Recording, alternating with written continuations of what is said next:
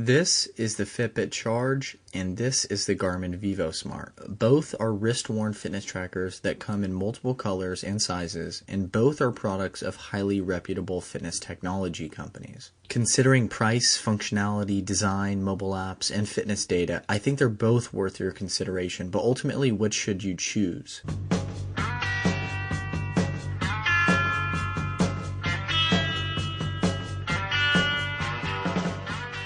I'm going to try and keep this video brief, only touching on the major points, but let's go ahead and see what these devices have in common. Firstly, they both track largely the same information: calories burned, steps, distance traveled, though the Charge also estimates floors climbed and active minutes. They both have displays, show the time of day and date, reach approximately 7 days of battery life, sync via USB and Bluetooth 4.0, are fairly durable, have high water resistant ratings, 1 atmosphere for the Charge and 5 for the VIVOsmart, and have iOS, Android, and web apps, but Fitbit also has a Windows Phone app. And even though they're fairly similar, they do have a few notable differences. For instance, Fitbit has the better mobile application by far.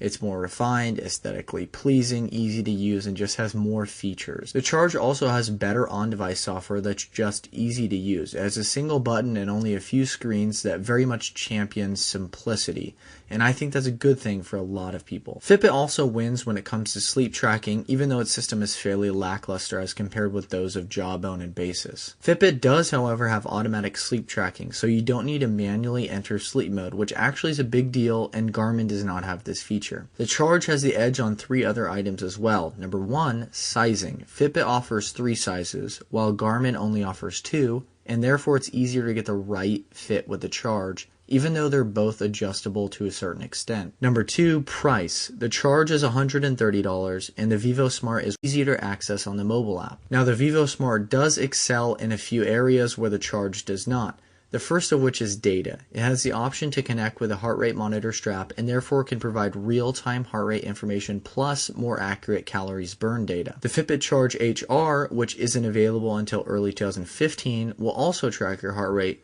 but it will do so via your wrist, which is probably more convenient, but I've not had much luck with wrist-worn heart rate monitors. They tend to be less consistent and less accurate than chest strap monitors. The VIVOsmart also has more notification options, while the Charge only relays phone calls. The VIVOsmart shows any notification that you would see in the notification window on your phone, including text messages, phone calls, emails, calendar reminders, Gmail alerts, Facebook notifications, etc., etc. I also would not discount this feature. Having all these notifications available on your wrist is really convenient and is a huge plus. Next, the VIVOsmart is more comfortable in my opinion. It's smaller and sleeker, and you'll hardly notice it on your wrist. It has no distractions whatsoever, and it uses a touchscreen so you won't have to deal with any buttons. Also, the inactivity reminder on the VIVOsmart is pretty useful and effective, mainly because it has an ever-present bar on the screen that continues to grow the more you remain sedentary. So basically, it's just a depressing reminder of how inactive you've been. But when it comes to which is right for you, I think there are 3 main reasons to buy the Charge and 3 to buy the VIVOsmart. The 3 reasons for the Fitbit Charge are it's cheaper, easier to use, and has a much better overall mobile application. For the VIVOsmart, it collects heart rate information, is more comfortable, and offers you more smart notifications. So if you want a good, solid device that just helps keep you active, but you really don't require much else, I'd go with the Charge. But if you want heart rate information and more notifications, I'd go with the VIVOsmart.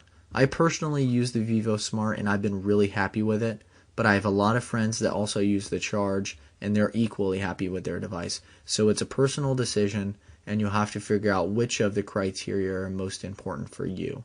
And that's it for me, guys. Thanks so much for watching, and make sure to follow me on Twitter, subscribe to my YouTube channel, and let me know if you like this video by clicking the thumbs up button below.